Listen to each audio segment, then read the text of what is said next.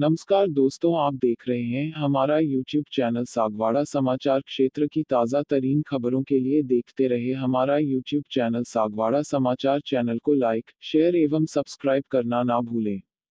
सागवाड़ा सागवाड़ा अस्पताल में प्रसूता की सिजरिंग ऑपरेशन के बाद प्रसूता की मौत के मामले में परिजनों ने न्यायिक जांच की मांग को लेकर एसडीएम को ज्ञापन सौंपा।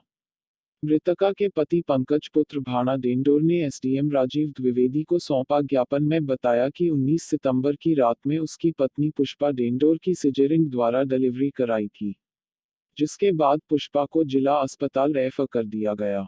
उसका पति पंकज रत में हो उसे डूंगरपुर अस्पताल लेकर गया, जहां पुष्प को कोविड-19 वार्ड में भर्ती कर दिया, जबकि पुष्पा कोविड जांच में नेगेटिव पाई गई थी। पुष्पा का सैंपल उसकी मृत्यु के बाद लिया गया था। ज्ञापन में मृतका का किन हालातों में ऑपरेशन करना पड़ा, डॉक्टर बनवारी लाल जी मीना प्रथम मेजरिंग के लिए कितने पैसे लिए। डॉक्टर बनवारी लाल मीना प्रथम ने सरकारी अस्पताल के गायनिक वार्ड के पीछे अपना स्वयं का क्लिनिक खोल रखा है। साथ ही वे निजी अस्पताल में जाकर ऑपरेशन भी करते हैं। डूंगरपुर कोविड-19 वार्ड में किसके निर्देश पर भर्ती किया गया। जबकि मृतका नेगेटिव ची जत्रा के सिजरिंग के बाद कोई ज्यादा तकलीफ थी तो उसे गायनिक वार्ड में भर्ती करना चाहिए था। मित्रता से संबंधित तमाम कागजात भर्ती से लेकर जयपुर किए तब तक की फोटोकॉपी प्रमाणित कराकर उपलब्ध कराने की मांग की गई है। साथ ही प्रसूता की विभिन्न प्रकार की झांकियां दवाइयां चिकित्सालय में उपलब्ध हैं। यदि हाँ तो सभी की रोग विशेषज्ञ बाढ़ से झांसी और दवाइयां क्यों मंगवाते हैं। शादी ऐसे कितने सर्जन हैं जो निजी चिकित्सालय में जाकर ऑपरेशन करते हैं और प्रसूता उनसे मोटी रकम वसूल करते हैं की जानकारी मांगी गई है। इसके साथ ही डॉक्टर बनवारीलाल प्रथम के खिलाफ कार्रवाई की मांग की गई है। सर हमारे ग्राम पंचायत राजेश्वर गांव माविता की घटना है। पुष्पा पति पंकज डेंडोर एक बीपीएल परिवार से बिलोंग करता है। उसकी पति का प्रसव पीड़ा हुई तो उसको राजकीय चिकित्सालय सागवाड़ा में एडमिट करवाया 18 तारीख को दोपहर के करीब 18 तारीख को। फिर वहाँ से उन्होंने डॉक्टरों ने जांच वगैरह सब की। इसके बाद पंकज को बुलाकर बोला कि आपकी पत्नी का सिजेरियन ऑपरेशन करना पड़ेगा तो ही डिलीवरी हो पाएगी। फिर पंकज ने उसको ज़्यादा जानकारी नहीं दी इसके बारे में। इसकी पहले 2 नॉर्मल डिलीवरियाँ हो चुकी थी, इसकी वजह से उसको सिजेरियन नहीं करवाना था। फिर भी उन्होंने पंकज को बोला कि अगर सिजेरियन नहीं करेंगे तो ऐसी घटना हो जाएगी, या तो वो बच्चा रहेगा या माँ रहेगी, ऐसा उसको बोला। इसके दबाव में आकर फिर पंकज ने बोला कि सिजेरियन कर दो। फिर शाम को उन्होंने सिजेरियन ऑपरेशन किया और सिजेरियन ऑपरेशन के बाद उस बाई की डिलीवरी हुई, इसका बच्चा हुआ। इसके बाद बाई होश में नहीं आई ऑपरेशन होने के बाद। तबीयत उसकी ज़्यादा बिगड़ती गई। फिर रात करीब 12:30 बजे उन्होंने बोला कि आप डूंगरपुर के लिए रेफ़र कर दिए जाते हैं।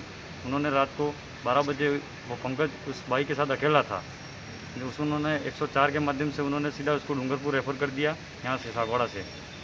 फिर डूंगरपुर रेफ़र करने के बाद वहाँ डूंगरपुर में हरिदेव जोशी अस्पताल में उनको वहाँ पर कोविड वार्ड में भर्ती कर दिया, न कि उनको जनरल वार्ड में भर्ती करना चाहिए था उस बाई को। उसकी जगह उन्होंने कोविड वार्ड में भर्ती कर दिया। उस बाई की कोविड वार्ड में भर्ती करने की वजह से कोरोना भी जांच नहीं हुआ था उस बाई का, उसके बावजूद भी उन्होंने कोविड वार्ड में भर्ती कर दिया उस बाई को। कोविड वार्ड में भर्ती करने की वजह से उस बाई की दूसरे दिन दोपहर 2 बजे मृत्यु हो गई, ऐसा बताया डॉक्टरों ने। फिर वहाँ से पंकज काफ़ी हताश होकर फिर हमारे यहाँ गांव वालों को बोला और गांव से हम सब गए। फिर वहाँ पर हमने जानकारी दी तो फिर हमको भी बोला गया कि इस बाई का भाई कोरोना पॉजिटिव था, ऐसा बताया हम सबको। फिर हमने जैसे करके फिर वापस उनसे बात की और उस डेड बॉडी को फिर वापस सैंपलिंग करवाई तो उस बाई की रिपोर्ट दूसरे दिन नेगेटिव आई। नेगेटिव आने के बाद फिर हमने जिला कलेक्टर महोदय एवं एसपी साहब, अतिरिक्त कलेक्टर महोदय एवं एसपी साहब से हमने मुलाकात की और इस बारे में जानकारी दी। फिर उन्होंने बताया कि इसकी कोरोना नेगेटिव रिपोर्ट आ गई है। फिर हमने जैसे करके एसपी साहब और कलेक्टर साहब को भी इसके बारे में अवगत करवाया। फिर उन्होंने हमको कोतवाली थाने में भेजा। कोतवाली थाने में हमने इनकी एफआईआर कटवाई। फिर एफआईआर कटवाने पर इसके बाद पुलिस के माध्यम से हमको पोस्टमार्टम करने की अनुमति मिली। इस दरमियान इस बाई की 3 से 4 दिन शव पोस्टमार्टम नहीं करने के पर हम वहाँ पर अड़े रहे और उन्होंने हमारी एक नहीं सुनी किसी ने भी, और 4 दिन तक उसका शव मुर्दाघर डूंगरपुर में पड़ा रहा। न हमारा न तो डॉक्टरों ने वहाँ पर सुना, न किसी प्रशासन ने सुना, न पुलिस वालों ने बोला कि आपका सागवाड़ा का मामला है, सागवाड़ा जाके देखो। डूंगरपुर पुलिस बोलती है इधर का मामला है, ऐसे करके हमको इधर उधर भटकाया। फिर हमने कलेक्टर साहब और एसपी साहब से बात करने के बाद हमको आश्वस्त किया और जैसे तैसे करके फिर इसकी एफआईआर कटी। इसके बाद इसका पीएम हुआ और पीएम रिपोर्ट आनी बाकी है। और हमारी यही है कि इस जांच इस गरीब परिवार के इस पंकज को बीपीएल परिवार से बिलोंग करता है, तो इसको सरकार से जो भी बन पड़ता है वो सहयोग एवं आर्थिक सहायता और एवं ऐसी घटना दोबारा ना हो किसी और गरीब के साथ।